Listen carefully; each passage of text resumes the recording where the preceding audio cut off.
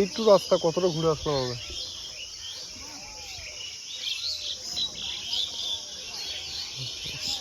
এটা তো গরু চুরি করছে। এই যে রাস্তাটা দেখুন কিরম ভাবে আসতে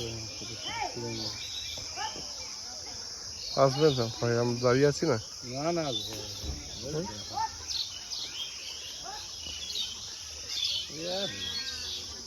খাওয়া